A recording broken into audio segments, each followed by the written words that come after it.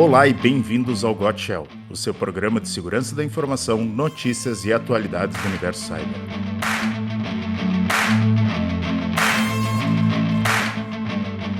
Hoje é sexta-feira, dia 28 de novembro de 2025. Eu sou o Dino, CTO da IntegraSul, e me acompanham Anderson de Godoy, líder do Red Team da IntegraSul.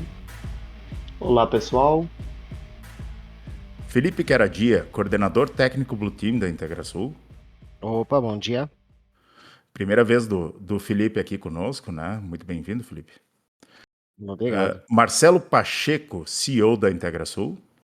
Olá, pessoal. E hoje, como convidado especial, a gente tem Marcos Silva. Ele é engenheiro de desenvolvimento de negócios para ambiente operacional na Fortinet. Muito bem-vindo, Marcos. Obrigado, Dino. Bom dia, pessoal. Bom dia a todos. Bom, pessoal, como a gente está aqui com um especialista em OT, em ambiente operacional, eu já vou começar com a pergunta que eu acredito que algumas pessoas devam ter. Eu tinha há não muito tempo atrás, que é o que é OT? O que é ambiente operacional? O que isso difere do que tinha antes? Qual é a diferença de IT OT? Né? É internet das coisas. Eu gostaria do nosso painel aqui que me dessem uma definição, que ajudem o nosso público a entender o que é essa tendência agora, né? Que só se fala de OT, mas às vezes fica meio no ar o que é, o que realmente é esse bicho. Posso começar aqui, então, o nosso bate-papo? Por favor, Marcos. Eu escuto bastante essa pergunta e também a gente faz esse trabalho aqui de evangelizar, né, em relação ao OT e passa por uma definição do que é OT especificamente, né? Então, tem uma definição bem legal e ela é bem genérica, mas ela traz ali um pouco do que realmente é OT, tá? Mas é basicamente qualquer hardware ou software que tenha alguma interação com o ambiente físico real. Qualquer coisa ali, hardware ou software que tenha alguma interação com o ambiente físico, a gente vai ter ali dentro da camada de OT. Essa camada de OT, ela cai em outros segmentos. A gente pode trabalhar no ambiente industrial. Aí é muito fácil a gente entender qualquer coisa ali que está se movendo, se mexendo, né? Realmente é muito fácil a gente bater o olho e saber que é OT. E a gente cai também para outras verticais. Por exemplo, a vertical de saúde, que tem os equipamentos médicos que normalmente a gente vai lá fazer um exame, vai fazer uma ressonância ali. Tem um conceito ali por trás de automação com equipamentos que estão ali fazendo movimentação com o ambiente físico e sim, estão interagindo ali com aquele ambiente. Se a gente sair também para a vertical de edifícios, né, BMS, toda a parte de infraestrutura, elevadores, ar-condicionados, tudo isso, queira ou não, tem uma interação ali com o ambiente físico, seja realmente fazendo uma atuação, ou seja só realizando um monitoramento, tá? Então, basicamente, assim, o OT ele vai estar em várias verticais e qualquer coisa ali que a gente enxergue que tem alguma alteração ali, alguma interação com o ambiente físico, ele vai ter por trás elementos ali de automação muito similares em qualquer uma das verticais. De uma forma genérica, talvez seja uma das definições mais amplas aí que a gente tem. É que nem o pessoal da ciência fala como é que é, se mexe, se não se mexe é mineral, se... Então, o OT, se tiver um motor, se tiver algo que tem algum efeito para quem não está na frente do computador, provavelmente é OT. Tem um motor, tem Realmente uma luz, tem né? Uma Alguma ventoinha. interação com o ambiente físico. Eu nunca tinha visto Se essa for, definição, mas fica bem fácil de entender, né? Uhum. E aí tem uns casos legais até que muitas vezes a gente se pergunta também, pô, isso aqui entra em OT ou não entra? Então, por exemplo, um caso que é bem interessante, é um caso real, né, de um cliente que nós visitamos uma vez de alimentício. Por exemplo, um caso que muitas vezes a gente encontra esse questionamento é câmera, né? Então, câmera, ela entra em OT, não entra, como que a gente Uhum. trata ela, tá? E aí, muitas vezes a gente pergunta, né, para o processo se realmente a câmera faz parte de OT ou não. E como que a gente pergunta? Qual que é o impacto, né, que essa câmera causaria no seu processo, caso ela tivesse tido algum problema? Ela impactaria seu processo? Não impactaria? Às vezes uma câmera ali de vigilância que está monitorando um ambiente externo ali, se você tem uma perda dessa câmera, não necessariamente ela causaria um impacto no seu processo.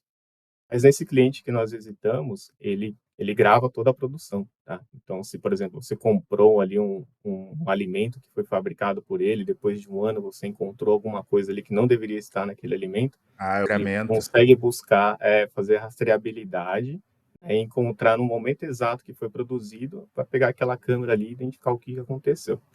É tão crítico para ele a câmera, e se tiver algum problema nessa câmera, ele não trabalha a produção, a operação em si, tá? Então aí a gente vai tratar realmente a câmera como um elemento de OT ali, assim, a gente aqui, mas ela vai entrar nas camadas ali de segurança que OT entraria.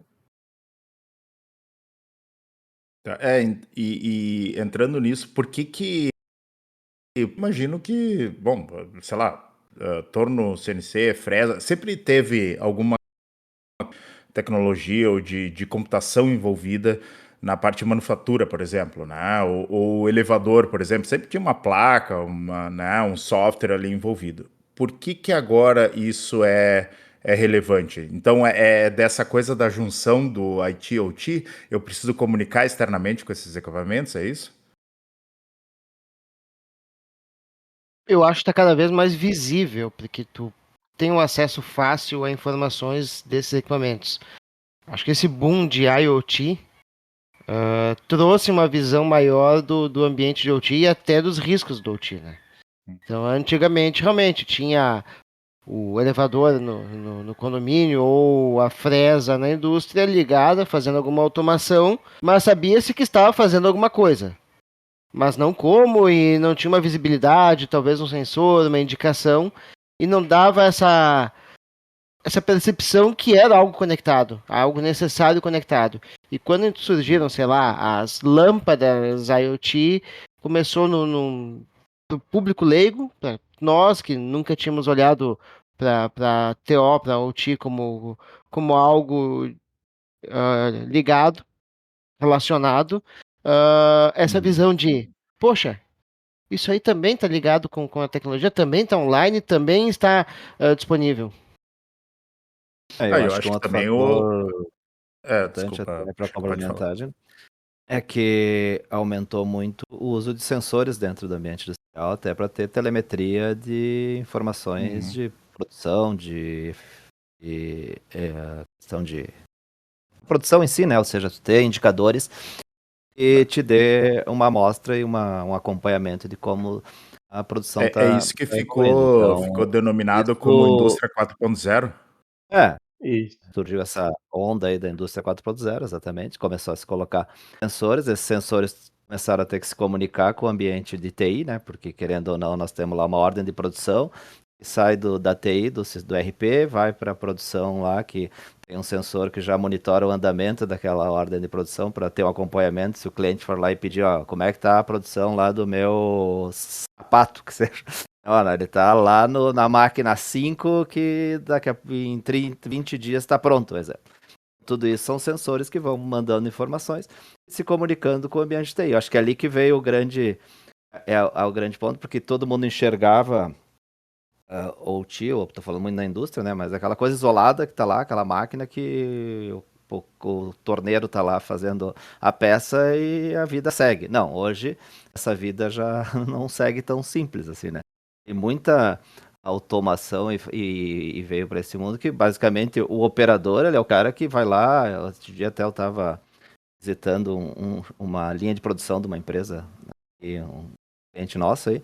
Cara, o operador basicamente ele abre a portinha, tira a peça, bota a porta de volta, a máquina faz tudo automático, inclusive uma coisa bem interessante naquela linha de produção, até a questão de buscar lá a broca lá, por exemplo, para definir, para fazer aquela peça, já vem da TI lá o projeto, um robô já vai lá, pega a broca, coloca na máquina e sai fazendo quando aquela peça entra na E linha a de produção, já manufatura pode, como código. cara, exatamente, o operador, ele basicamente tá ali para fazer um processo que é tirar a peça, botar numa cesta ali, então isso tudo está envolvido com a TI. Então, acho que é aí que vem a grande questão e o grande desafio, e o pessoal começar a enxergar, pô, peraí, já não é mais só um torneiro mecânico, é um torno que está na minha... tem muita tecnologia envolvida, né? Cada vez mais isso, até porque Aí tu melhora a tua produtividade, tu tem a questão de mão de obra, que hoje é difícil também tu conseguir uma mão de obra qualificada para esse mercado metal mecânico, e com essas automações facilita muito, né? Acho que mais aí veio o desafio da cibersegurança, né? Tudo tem o efeito colateral, né? Então, a partir daí, tu abrir uma brecha no teu ambiente para ameaças diferenciadas. Isso tira o vício, né? A máquina.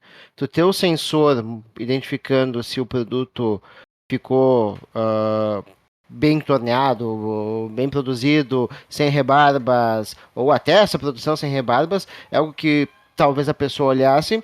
No começo do dia vai olhar com mais atenção e no final do dia já vai estar olhando com menos atenção e talvez mais produtos com problema.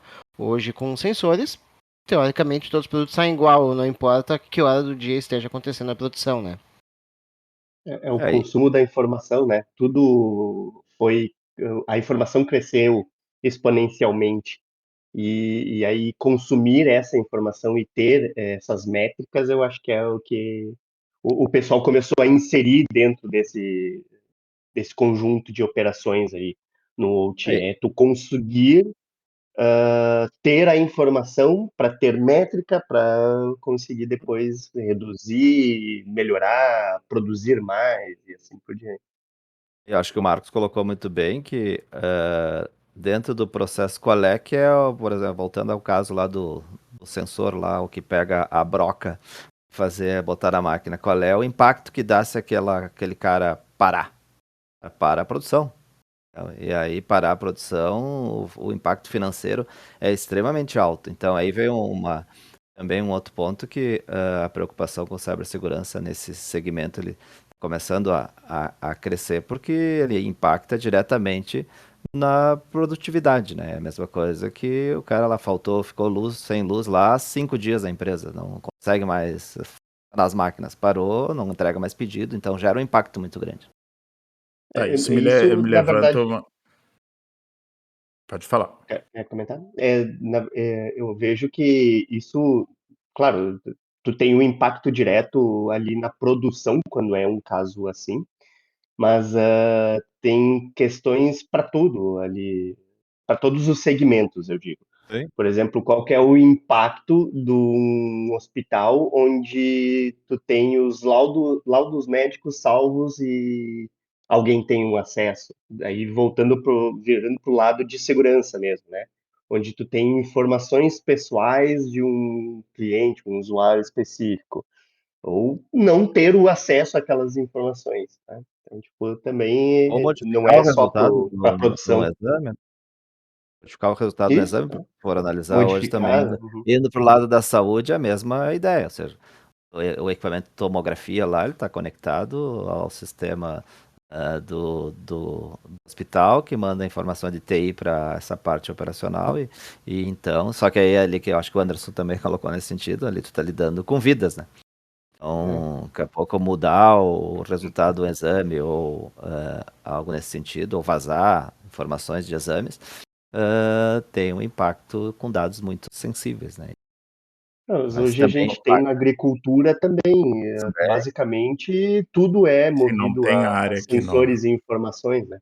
Então tu pensa tu alterar parâmetros de informações que tu tem da tua colheita. E aí tu perde aquela colheita justamente porque tu tem uma informação falsa que foi inserida durante algum processo, alguma coisa. Pois é, Hoje, isso se for ver, em tudo. em O tudo. é, carro, o é pervasivo. carro no setor automotivo também, se pegar cada vez mais sensores dentro de um carro, e em casa, acho que o Felipe também colocou, acho que quando veio a questão da própria Alexa ali, a questão do assistente, né? O pessoal começou a trazer para casa também sensores e automatizar, eu diria que os processos de casa, né? O Querendo ou não. impacto, Eu o sou impacto muito é grande, dependente né? dos O impacto casos. é grande, né? Se pararem todas as automações, mesmo, né, no ambiente doméstico, o impacto é grande. Mas eu queria seguir adiante, fazer uma pergunta, porque a gente entendeu a importância, então, da OT e da comunicação do OT também, né? Ou seja, não dá para simplesmente desconectar da internet, porque hoje a gente depende muito disso. Só que isso levanta uma série de riscos gigantescos, né? Primeiro, eu entendo que nos ambientes OT, a gente não usa TCP/IP tradicional, a gente não tem protocolo HTTP, SSH, como a gente tem na TI, né? Então, tradicionalmente, todas as ferramentas de segurança que a gente tinha, elas estavam preparadas para protocolos padrão, né? Então, são protocolos que já são bem entendidos há muito tempo, principalmente pelos equipamentos de segurança. E o segundo ponto é que no ambiente de TI eu tenho expectativa de conseguir aplicar patches, por exemplo, para uma vulnerabilidade num equipamento que está atrás do meu firewall, por exemplo. Então eu tenho que manter lá o Windows atualizado, eu tenho que manter o servidor de e-mail lá na última versão. Saiu uma vulnerabilidade, eu vou aqui resolver aqui no servidor de e-mail. No ambiente de OT, os protocolos são diferentes, e outra, eu tenho sei lá, uma máquina de ressonância magnética num hospital que custou não sei quantos milhões e que ela está agendada, a agenda dela vai até 2030, né, de exames para fazer. Eu não posso parar, eu não posso parar essa máquina porque ela já tem o tempo dela praticamente todo tomado. Parar ela vai ter um impacto muito grande, não só em faturamento, mas também na todos os exames que tem em seguida, e o risco de eu trocar o Windows XP que está lá controlando aquela máquina, ou sabe-se lá qual outro sistema operacional que tenha lá, para aplicar um patch e parar tudo. Nem é homologado pelo fabricante, eu imagino, né? A maioria dessas situações, um torno CNC, uma fresa, não prevê esse tipo de manutenção. Então, isso é responsabilidade agora da parte de segurança de filtrar antes de chegar lá, né? É isso? Tem temas bem amplos aqui, Dino, bem legal. E isso remete um pouquinho ao que é a natureza do ambiente operacional. É isso aí. A gente vai encontrar equipamentos legados, a gente vai encontrar sistemas operacionais legados, a gente vai encontrar protocolos diferentes do que tradicionalmente a gente encontra, né? É legal a gente tentar entender o porquê da gente encontrar um cenário como esse, né? Mas, por exemplo, na questão dos protocolos industriais, né? Eles muitas vezes são baseados em protocolos que já são tradicionais, já são conhecidos, só que eles são otimizados para a rede operacional. Então, por exemplo, a gente pegou um protocolo ali que tem autenticação, criptografia, tem isso e aquilo, e há 15, 20 anos atrás, a gente não pensava em integração do ambiente Era o de OT estado com da TI. arte. Era um sistema isolado. E aí, o que o pessoal começou a desenvolver? Falar, no ambiente operacional, a gente não precisa ter tanto essas features, né? Então, a gente pode remover isso aqui, isso aqui, isso aqui, e prezar pela alta disponibilidade que a gente precisa ter nesse ambiente. Precisa prezar por uma latência menor que a gente precisa ter nesse ambiente. E aí, a gente modifica aquele protocolo, deixa só as funções essenciais para aquele ambiente, né?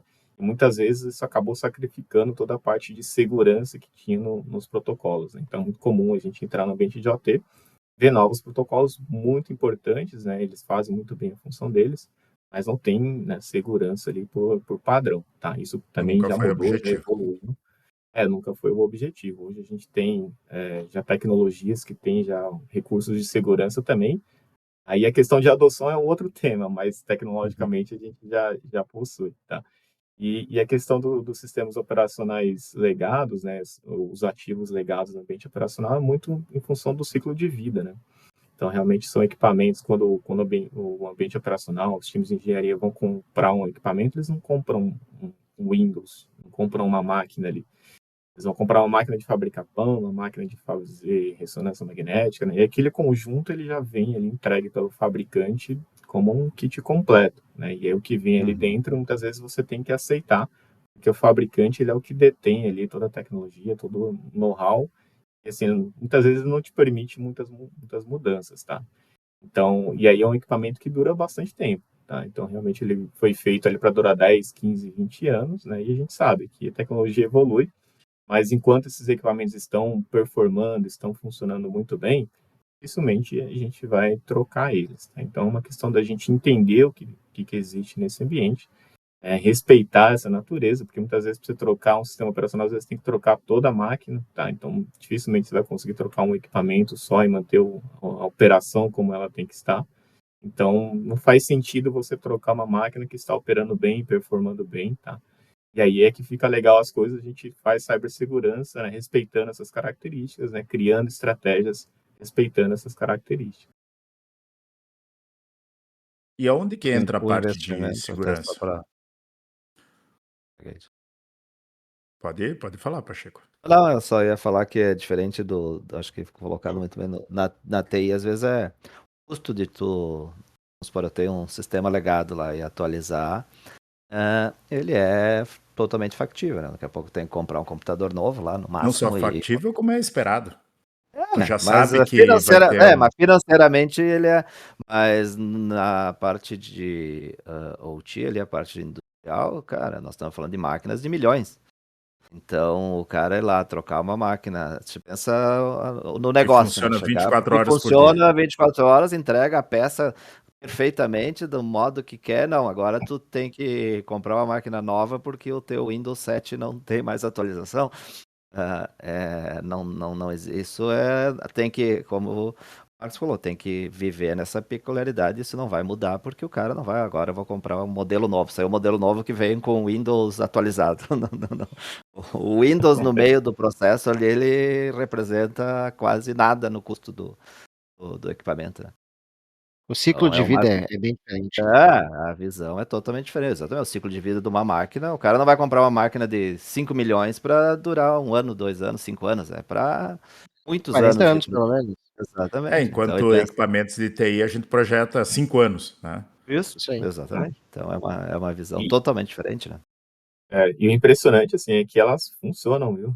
20, Sim. 30 anos estão funcionando muito bem, Claro. assim, de forma impressionante. Realmente, do ponto de vista de engenharia ali, o pessoal realmente é muito bom. E outra coisa, né, que um equipamento de manufatura, por exemplo, né, como é o caso, não tem mudanças tão significativas como tem na TI, né? Quer dizer, um sistema operacional de 5 anos atrás, hoje, tipo, não, mesmo os computadores e tal, né, tem toda a história da lei de Moore, né, e a complexidade dos sistemas vai aumentando, todo o advento da IA, enfim. A questão é com, sei lá, tear lá de uma malharia. Ele continua fazendo malha mais ou menos que nem se fazia manualmente há milhares de anos atrás, quer dizer, né? Vai evoluindo, mas a evolução tá. Daí na Revolução Industrial fizeram o tear, que foram as primeiras grandes revoluções, né? Na manufatura foram os teares automáticos, né? Com máquina a vapor e tal. Mas a questão é que, assim, tá, a cada 10 anos tem alguma novidade. Ah, agora a gente consegue programar bordado. Ah, agora a gente consegue colocar mais tipos de fios. Mas, assim, não é uma evolução como a gente tem na TI, que é coisa de meses para ter funcionalidades novas. Num equipamento de manufatura, numa prensa, as evoluções são coisa de décadas, né? De repente, assim, que muda totalmente, né? Então, não tem por que realmente trocar. E não faria sentido. Eu me lembro, logo que eu comecei a interagir com esses protocolos de OT, eu me lembro de ficar, mas como é que o cara fez um protocolo assim, parece tão mal feito, parece tão, né, seria melhor se tivesse feito. Claro, eu com a cabeça de TI, né? E imaginando, não, mas isso aqui é muito inseguro, ou isso aqui é muito ineficiente. Ah, por que que usa multicast aqui num negócio que tu quer rotear, só para complicar? Só que o objetivo é outro, né? Que é o que eu tinha falado antes. Então se a gente quiser tentar escolher, que nem acho que foi o Marcos que falou, se eu quiser escolher equipamento, ou foi Pacheco, na verdade. Se eu quiser escolher equipamento pelo protocolo que usa, não faz sentido. Porque quem vai comprar uma não vai estar preocupado com isso, porque o objetivo principal é o produto que vai fazer e como vai fazer aquele produto e qual que vai ser o custo de operação, esse tipo de coisa. Né? Então, essa conversa de a gente tentar influenciar, como a gente consegue influenciar na segurança a equipe de desenvolvimento, por exemplo, a gente consegue influenciar a hospedagem, a gente consegue influenciar a infraestrutura DTI do ponto de vista de segurança. A parte de OT a gente não tem influência nenhuma, né? Pelo menos no tipo de tecnologia e equipamentos que vão ser adquiridos, né? A gente só tem que contornar bom, essa é a situação, como é que a gente vai fazer para tornar isso seguro, né? Isso está Eu, mudando, viu, Dino? É? Desculpa. Não, eu, eu, eu ia eu dizer acho que bom, né? Porque os fabricantes devem estar se atentando a isso hoje em dia, né? Ele passa a ser um critério, um fator, né, de avaliação pelo usuário final. Então, esse é um movimento que vinha ali do usuário final, que, né, tem ali suas N máquinas, que ele já passou ali um trabalho para trazer segurança para eles. E agora ele quer que os novos equipamentos cheguem num padrão de segurança dele. Então, isso tem mudado, isso é um movimento muito legal. Então, uma vez que começa a pressão do usuário final, que está realmente adquirindo ali, e passa a ser realmente um critério de decisão, aí os fabricantes passam também a ofertar isso dentro da solução, né? Porque, queira ou não, vai trazer acréscimo de custo. Se ele trouxer um Claro. acréscimo de custo, não for um critério de decisão, ele fica menos competitivo, né? Então, é É. importante que o usuário final tenha esse zelo também de escolher bem o equipamento que ele está trazendo para a fábrica dele, né?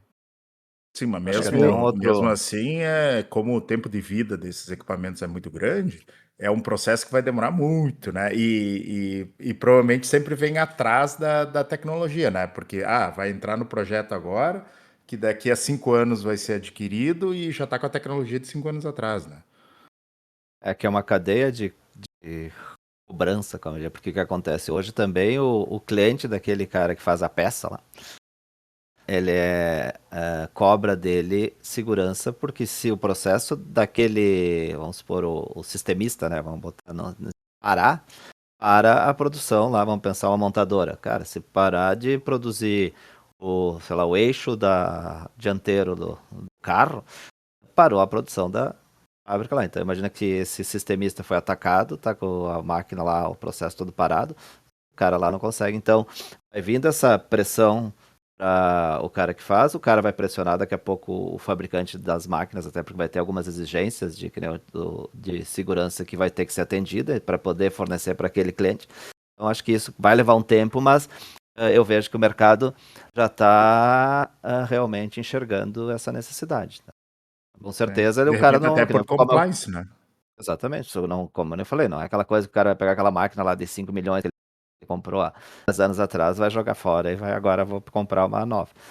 Mas porque foi bem colocado, ou seja, os fabricantes eu acho que não tinham esse pensamento também em segurança, né? Basicamente eles tinham o pensamento que a máquina tem que produzir. Na realidade, produzir com eficácia lá e fazer uma coisa boa, mas não que tem que produzir com segurança, cibersegurança, né? Pode ser que até aí tem a segurança do trabalho, que é um outro ponto, né? Que também é um ponto que na indústria é muito mais aí, tem uma regulamentação, tem todo um lado que hoje no cibersegurança ainda está começando, né? Mas acho que esses são os É, pontos de mas evolução, na verdade. A Claro. máquina construída 40 anos atrás, ela tinha o requisito, talvez não tinha nenhum requisito de segurança do trabalho. Não. Evoluiu leis, evoluiu a tecnologia, a máquina de 20 anos atrás tinha que ter o requisito de segurança do trabalhador. A máquina de 10 anos atrás tinha que ter conectividade. A máquina de 5 anos atrás tinha que ter algum bloqueio e a máquina de hoje tem que ter a segurança. Conforme vai evoluindo a tecnologia, no momento do desenvolvimento vai acontecendo. Mas realmente, essa máquina vai ficar 40 anos. Então, talvez hoje a gente tenha máquinas de 40 anos atrás que está trazendo alguma informação de forma serial e que a gente quer conectar num sistema novo, num MRP, num MES, e a gente quer que aquilo lá funcione. Só que ela não foi criada para ser segura. Talvez a que está sendo hoje lá da fábrica está segura, mas ela não vai ser segura daqui 5 ou 10 anos. Pois é, vocês veem isso como o futuro? Porque imagina o seguinte, né? E se a gente pegar sistemas, por exemplo, de infraestrutura a nível cidades, a nível país, por exemplo, fornecimento de energia, fornecimento de água, tratamento de esgoto, e tem equipamentos que são conectados, porque, por exemplo, fornecimento de água, o cara tem que conectar na bomba lá, ver qual que tá a pressão, e se alguém acessar remotamente, como teve casos, né? Remotamente lá, por exemplo, tentaram envenenar o fornecimento de água de uma cidade dos Estados Unidos, não me lembro direito, mas o sabotar fornecimento de energia elétrica, que daí o impacto é gigantesco, nações-estado, toda aquela coisa. Então, eu imagino, e a gente conversando, que de repente comece a se tornar legislação a obrigação desses equipamentos ter algum nível de segurança, né? Então, de repente, como o Felipe falou, né, vai ser obrigatório, né? Então, a questão da segurança do trabalho, né, o Pacheco e o Felipe falaram, se tornou obrigatório há um tempo atrás. É possível que agora a gente comece a ver legislação também, dependendo do impacto que aquele ativo possa ter nas pessoas, que tem a legislação obrigando tanto os fabricantes como quem opera de ter uma preocupação com segurança, não é isso? Mas o problema vai ser adaptar equipamentos que estão aí há 20, 30 anos nessa legislação. Não, claro. Então, Ou acho que aí atualizar ele entra. para suportar, A né? partir a partir do momento que tiver a legislação, ou vai ter que ser adaptado, sei lá, de repente tu vai botar equipamentos, que é um ponto que eu quero perguntar em seguida, tu vai colocar equipamentos para proteger aquele equipamento legado, ou tu vai ter que adquirir um equipamento que já tenha uma segurança mais avançada, né? Enfim, eu imagino que vai ter protocolos como tem para, sei lá, empresas que trabalham com a Visa, com a Mastercard, lá, com empresa de cartão de crédito, tem uma série É, de coisas que eles têm que fazer para conseguir se certificar para poder estar nesse ecossistema, né? Imagino que, e claro, não vai ser uma coisa de um dia para o outro, mas eu imagino que vai ter um tipo de exigência, né? no É, setor de energia já existe, a ONS já tem algumas. A questão da saúde também já tem algumas regulamentações. Só que, é claro, ainda é muito processo e não envolve a troca de equipamentos, até porque senão ia ser extremamente oneroso. Não, Não, a partir de agora claro. tu não pode mais conectar no sistema de energia do país, porque teu equipamento aí Uhum. Sim, é um ele usa o processo. protocolo XYZ. Não, mas daí ela vai, essa a normativa vai dizer, não, tu tem que então segmentar essa rede desse modelo, tu vai ter que ter uma solução lá de EDR para proteger isso, tu vai ter que ter um CIEM para fazer monitoramento de logs, tu vai ter que ter um NAC lá para de repente definir a questão dos acessos. Então, vai ter algumas regras de segurança que as empresas vão ter que seguir. Claro, a gente sabe que, infelizmente, vejo que isso é muito cultural no Brasil, eu sempre faço a comparação com a ISO 9000, né? Que as empresas elas fazem a ISO 9000 não para melhorar o seu processo ou a qualidade do produto, sim para conseguir o selo de certificação para fornecer para o cliente que disse que ela tinha que ter ISO 9000. Então, nesse modelo de regulatório também é muito assim, o cara faz para poder atender, ó, você tá aqui, tem isso aqui, se eu contar essa história aqui, será que não passa? Bom, passou, beleza, mas não melhorou a segurança do que era aquele objetivo. Mas eu Sim, vejo que matar isso compliance. a compliance. Ponto. Deu. Esse é o objetivo, é bem importante. O objetivo não era melhorar a segurança, a visão é sim estar compliance. Mas já é um começo e eu acho que isso já vai gerando uma cultura. E aí, realmente, quando chega nessa questão do compliance, os próprios investimentos em cyber eles acabam aparecendo porque é uma necessidade que, cara, ou tu atende ou tu não entrega, ou tu não vai mais poder vender para aquele cliente teu. Então, bate no ponto que realmente as empresas surge, eu sempre digo, surge o dinheiro, aquela coisa que nunca tinha dinheiro para fazer aquilo, daí de repente veio a verba para investir. Por quê? Porque se o cara não fizer, não vai faturar. Então, acho que é importante. Mas eu vejo até clientes de segmento de energia, segmento quem fornece para montadora, própria área de saúde aí também, e as regulamentações elas estão chegando cada vez mais próximas, né? Ou seja, estão mais no dia a dia. Voltar há 5 anos atrás, não voltar nem sei se chegaria tanto, eu não via clientes, como nós estamos aqui numa região também que tem muito indústria, né? É uma questão de fornecer muita sistemista e de montadora, como ter essa preocupação com cibersegurança, mas a preocupação ela vem por uma exigência da montadora lá que está em cima dizendo, ó, cara, ou tu vai ter que fazer isso, ou tu não, para mim, tu não fornece mais. Então, o troço está começando a mudar, né? Mudou. Na base E da dor. ainda tem, Exatamente. eu tenho exemplo prático de casos ali, é que ainda assim pode ter todas as proteções, pode ter todo os mecanismos de defesa e ainda tu tem na ponta o usuário, né? Eu tenho um amigo que trabalha, não é daqui, a gente joga junto online, E aí, esses dias eu tava conversando com ele enquanto eu estava jogando, porque ele tava com videogame no hotel, na rede do hotel. Ele trabalha numa empresa grande que faz essas manutenções em máquinas e em diversos segmentos. E ele estava em outra cidade porque ele foi de uma grande empresa de bebidas fazer as manutenções das máquinas.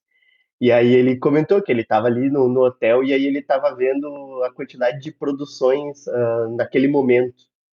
Então, claro, e aí ele não tem o pensamento de segurança voltado para esse caso, né? Mas ele estava acessando da rede do hotel a máquina e consultando. E aí eu perguntei, tu consegue fazer outras coisas? E aí ele disse, sim, aqui eu faço, consigo mexer na máquina, mudar, fazer, alterar, parar e executar. Então, tu ainda tem também o ponto do usuário, porque ele, querendo ou não, ele não tem o pensamento para proteção, segurança, assim, por.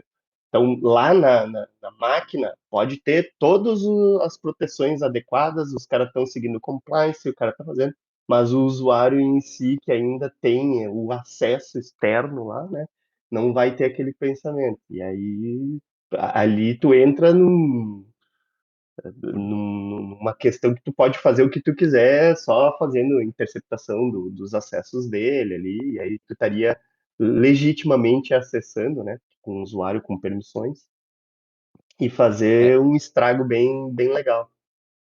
a realidade aí entra um outro ponto que está crescendo muito, que é os ataques na cadeia de suprimentos, né? Que nem tu É colocou isso muito aí. bem, Anderson. Em vez de eu querer atacar a empresa que fabrica a bebida lá, cara, eu vou atacar o Anderson, que é o fornecedor Fornecedor. que possivelmente investe muito menos em cibersegurança e está no hotel lá conectado com todos os privilégios no equipamento.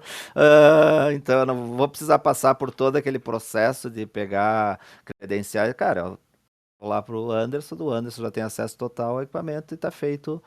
Então aí vem toda uma questão que a gente colocou, de preocupação também não só com, beleza, na máquina, mas sim o processo de acesso, como é que isso é feito, ou seja, regras, acessar aquele equipamento, né? Porque pouco o cara não poderia estar acessando o hotel lá, de repente, muitas vezes sem nenhuma conexão segura, o cara deixa lá uma porta aberta no Fire para ele poder acessar direto o equipamento lá.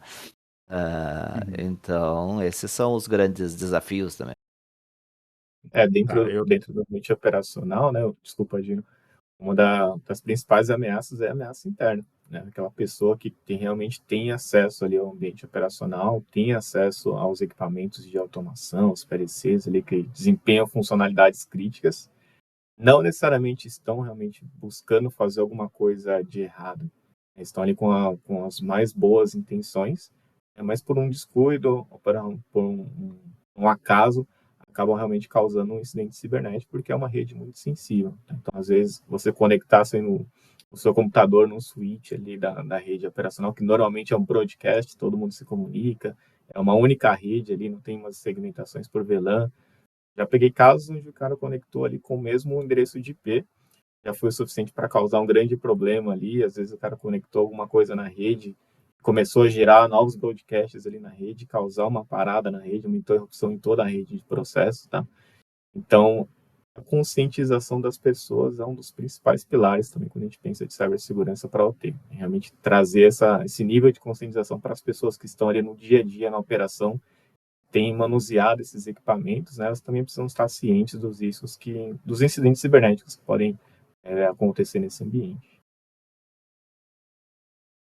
Tá. Legal. Eu queria entender. Então, a gente falou muito dos problemas, qual é a situação, qual é o futuro da tecnologia, mas como é que eu efetivamente, tá? E eu vou fazer duas perguntas aqui, uma pergunta composta. Ah, Primeiro, que tipo de equipamento, o que que eu tenho que fazer para proteger toda essa infraestrutura, né? Porque envolve switch, envolve firewall, como é que funciona? E outra coisa, que tipo de proteção que eu faço? Que eu entendo que também no OT não é só assim, eu vou bloquear de acessar externo, como a gente estava falando, não, agora para tu acessar, tu vai ter que acessar por uma VPN, sei lá, né? Ou vai ter que ser criptografado. Tudo bem, isso é uma coisa, é acesso ou não acesso, né? Mas que outro tipo de... Quer dizer, pelo que eu entendo, existem maneiras de eu definir parâmetros, por exemplo, essa caldeira aqui, e no meu processo de produção, ela só pode chegar a tantos mil graus. Não pode passar disso, porque senão vai dar problema em alguma outra coisa e para o meu processo de produção não precisa. Então, se alguém tentar definir um parâmetro acima desse aqui, eu vou bloquear. Mesma coisa, sei lá, um motor lá, quantos RPM eu vou colocar. Ou, imagino que tenha esses dois níveis de permissões que eu posso fazer, né? É assim, Dino, não existe uma. A gente sempre fala esse termo, né? Não existe uma bala de prata de cibersegurança, muito menos para OT. Então, cada situação ali ele vai realmente trazer um cenário diferente de mitigação de riscos. A gente sempre tem que entender, dentro do processo de fabricação, dentro daquele ambiente operacional, quais são os processos mais impactantes, que podem causar maior impacto na sua operação como um todo. Seja esse impacto financeiro, seja um impacto realmente para a segurança das pessoas, né? Então, você trouxe o exemplo da caldeira. Imagina um incidente cibernético que causa a explosão de uma caldeira. Você pode causar um ferimento nas pessoas que estão ali trabalhando em volta. Pode ser também um dano no meio ambiente, né? Então, imagina um derramamento de óleo ali no lago, no oceano. São coisas que podem acontecer. Então, dependendo do impacto que isso pode causar, isso vai te levar a estratégias diferentes de mitigação. Podem ser estratégias mais elaboradas ali para você chegar no nível em granular de trabalho ali, de cibersegurança, de contenção de risco, de mitigação desses riscos. Podem ser mitigações menores, né? Então, tudo vai passar ali para você um bom entendimento ali do seu processo, tá? Isso seria um processo mais de avaliação de riscos dentro do seu ambiente operacional. Dependendo dos riscos de cada um desses processos, ele vai te trazer ali necessidades diferentes, tá? O que normalmente a gente vê no ambiente operacional, principalmente os trabalhos de segmentação de rede, são medidas super eficazes, tá?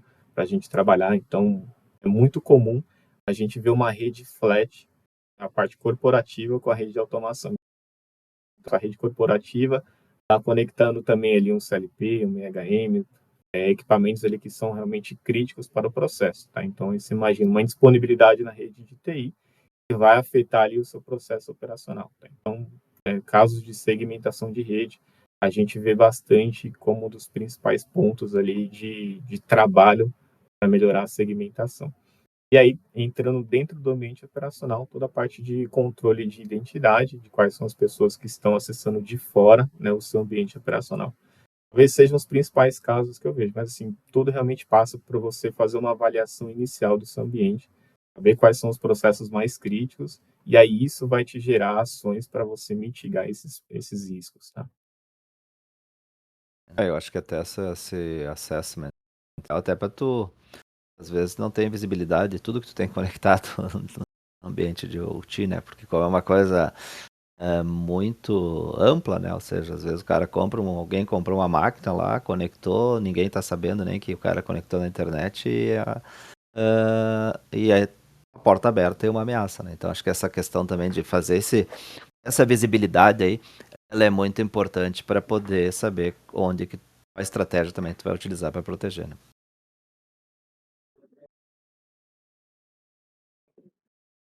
É muito comum. Realmente, muitas vezes a gente nem sabe exatamente quais são os equipamentos que estão na rede. E a estratégia de visibilidade, ela realmente traz ali uma visão muito ampla, não só de quem está se comunicando, mas também quais são de repente, as vulnerabilidades que cada um desses equipamentos possui, tá? Então, você imagina dois PLCs que desempenham as mesmas funções em máquinas diferentes, eles têm o mesmo fabricante, mesma versão de firmware, mesmas vulnerabilidades, tá? Então, a gente detectou isso através de ferramentas de visibilidade. Quando eu falo que a gente tem que entender o processo, de repente, um desses PLCs, ele causa um impacto diferente num caso de incidente cibernético. Então, de repente, para uma parte do processo e o outro para todo o processo, por exemplo. Ou um desses PLCs é responsável por uma caldeira e aí pode realmente causar um incidente cibernético. Então, além da visibilidade, né, que é extremamente importante, fazer também contexto, né, baseado no seu cenário de operação. Então, aí a gente vai agregando informações a cada um desses recursos que a gente vai utilizando.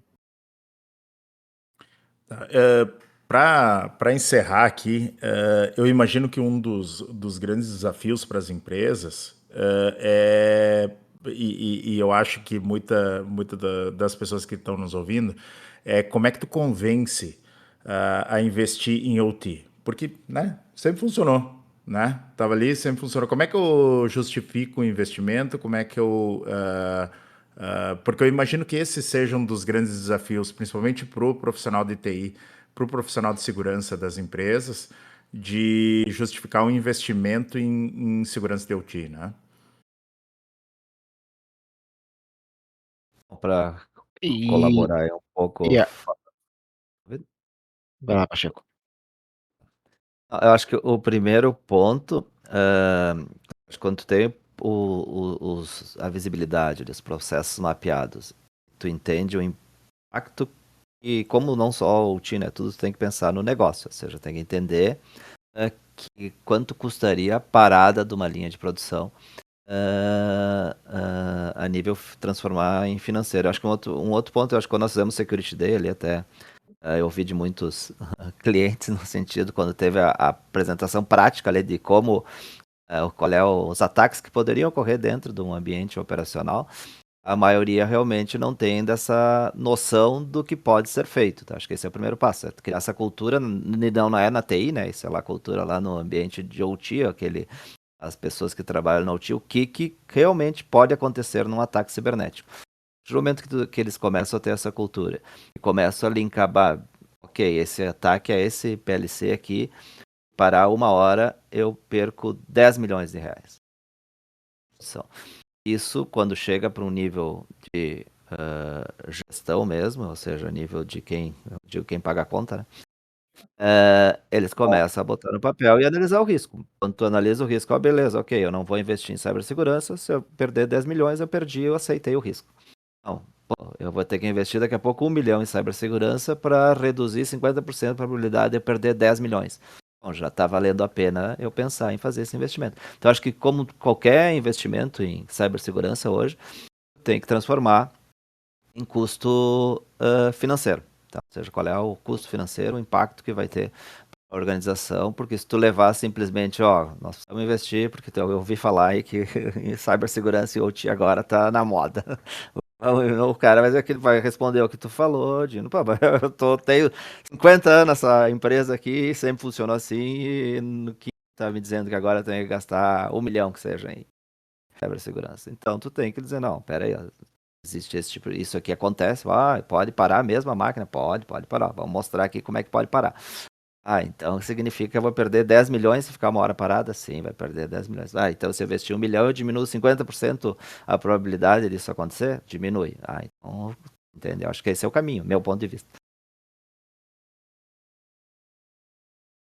Concordo Bem, 100%, Pacheco.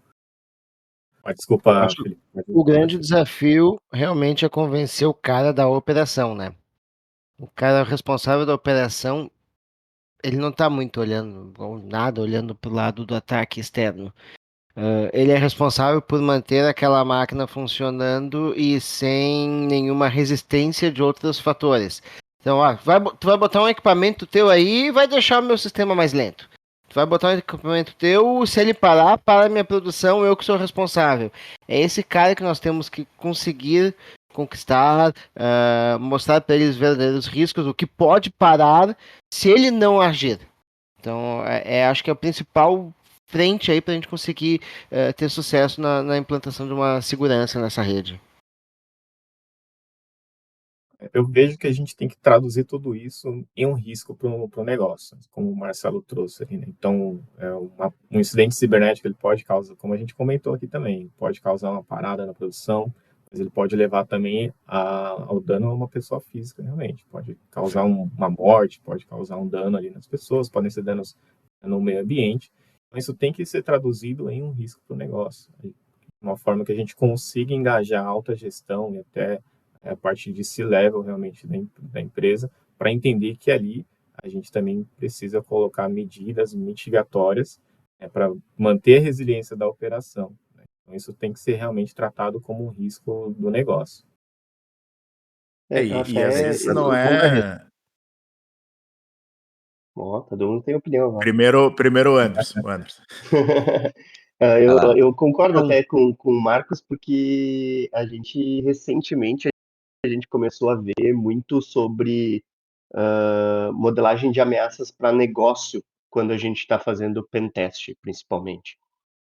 Porque antigamente tu fazia a modelagem de ameaças, quando tu está fazendo um teste de intrusão numa aplicação, tu identificava fatores que tu poderia explorar dentro daquela aplicação, né, com base no como ela te respondia, o que que ela utilizava e assim por diante.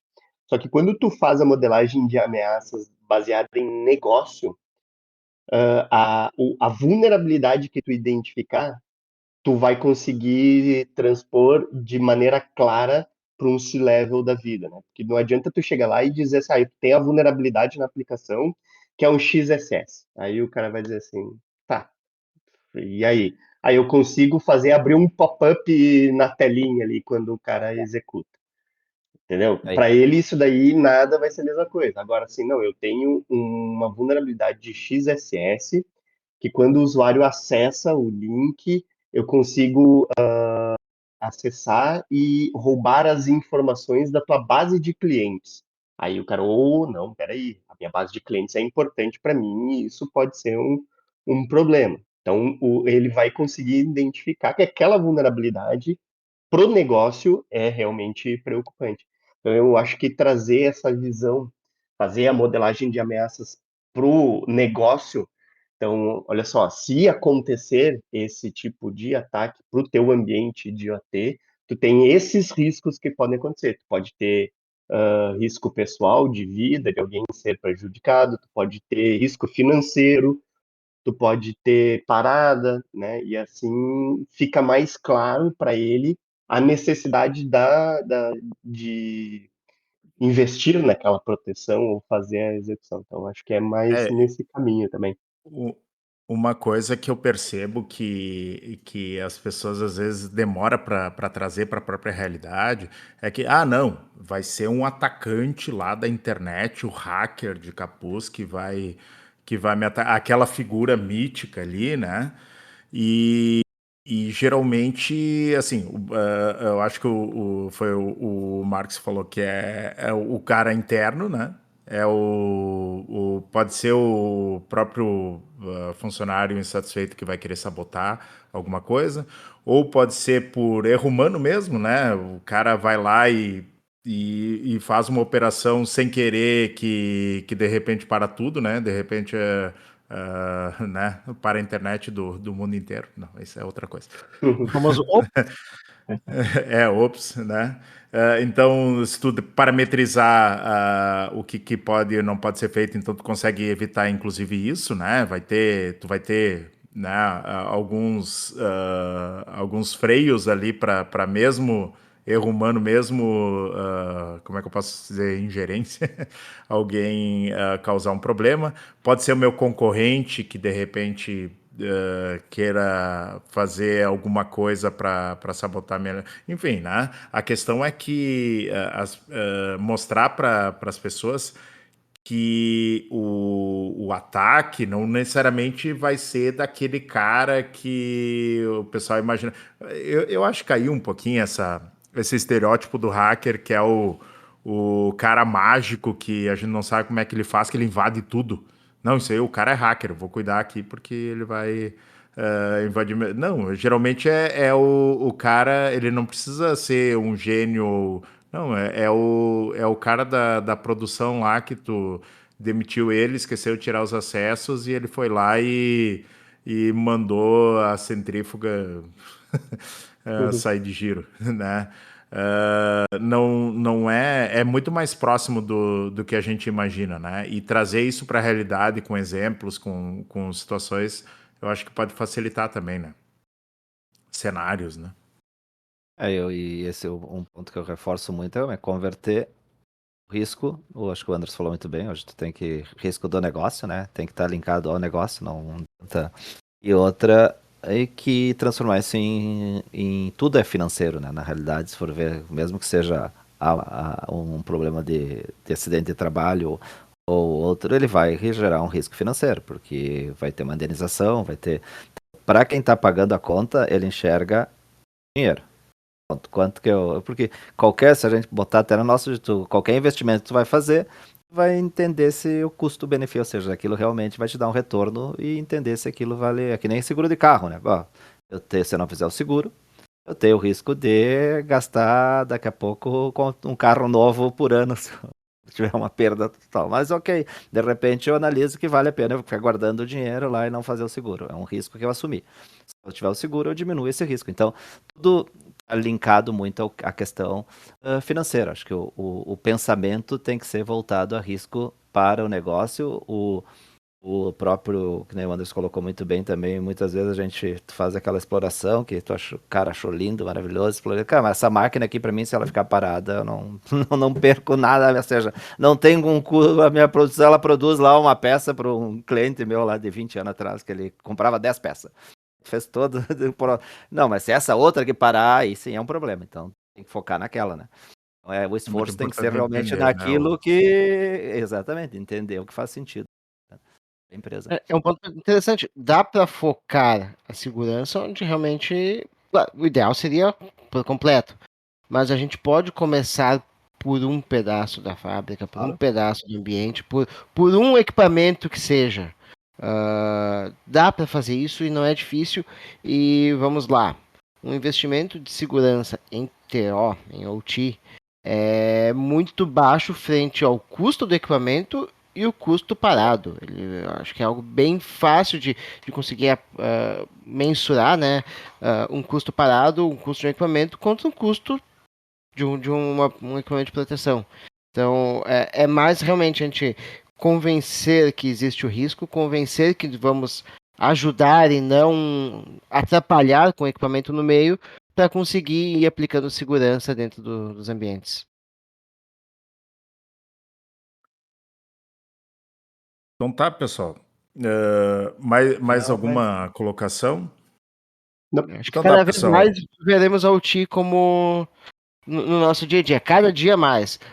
Daqui 10 anos a gente vai olhar para o nosso leitor de água da rua e pensar, poxa, 10 anos atrás alguém passava aqui para ler, casa por casa, para ler o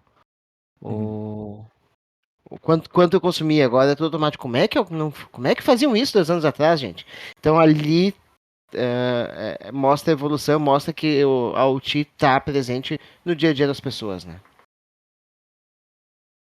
Não sei nem se vai 10 anos. Não, isso já tá, né? Já tá, mas acontecendo já. já tem cidades que tem, ok. Mas tem muita região que vai demorar. Enfim, mas vai acontecer para todos.